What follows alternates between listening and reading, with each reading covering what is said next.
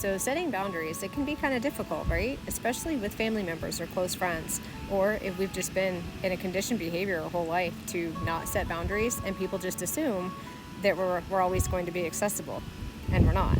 We need to set boundaries because it protects us energetically, and it also protects our health.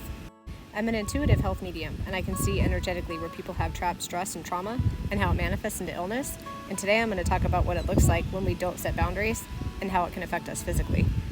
Now, when we don't set boundaries, we are putting an energetic agreement out there that we are not protecting ourselves and we're not protecting our space. And the reason we do this is because we have energetic voids in our heart, and we also may have energetic voids in our solar plexus. Now, with our heart, it's because we're wanting to sustain a feeling of being loved and also give love. Like, we give love too freely, and that's where we become conditioned to just be people pleasers and do too much for too many. But what happens is it disconnects us from ourselves because we're so focused outward on what other people need that we forget about what we need. And then when we forget about what we need, we start to lack in decision making. We start to second guess ourselves. We start to develop certain insecurities or even anxiety and depression because we're no longer connected to our heart because we've given it to everybody else. And as this develops over time, it starts in the heart chakra, and then in the solar plexus, it'll develop into stomach issues or even certain type of GI issues, celiac type symptoms, ulcers, being bloated, crampy, even having issues with bowel movements, being irregular, and having all sorts of GI issues, all the way down to even having like intestinal polyps, IBS, constipation, Crohn's disease. And as we live in this behavior and not correct it, the symptoms get worse and worse over time. One of the behaviors you can change to help set a boundary without creating conflict is to not respond to text messages so quick. Make them wait to hear from you, and that will energetically, without even speaking, it lets them know you're not available.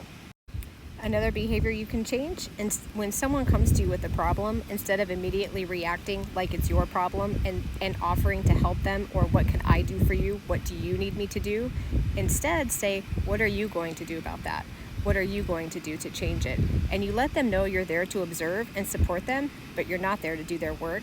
And that holds them accountable to them, and it holds you accountable to you, but you're not sending them a message that you don't care. You care, and you're there in a space of love, but you're making space for them to do their work while you can be back and observe as a friend and support them through it. Now, the most important thing to do with setting boundaries is learn the art of the word no. Now, what happens is when we have been conditioned and we're not setting boundaries, when we say no to people, it literally makes us feel guilty. Like, we feel guilt for telling people no. And the reason why is because we're reliving the energy and emotion of abandonment that caused us to be the person we are today with not setting boundaries and giving too much of ourselves, because somewhere in our life we have fear of abandonment.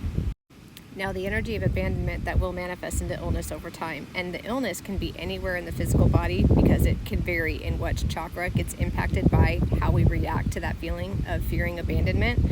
But if you say no to somebody and they're truly a friend, they'll respect your no, and they'll respect your space that you don't have time for them, and they'll give you that space. Now, if they're not a real friend and they're just someone that's been sucking on your energy, an energy vampire or someone who's just been taking advantage of you, when you say no, it will push them away, and they'll self-select out of your life, which is a good thing, because now you don't have to worry about them coming at you and stealing your energy and not being grateful for it. Learn the power of no. It'll change your life.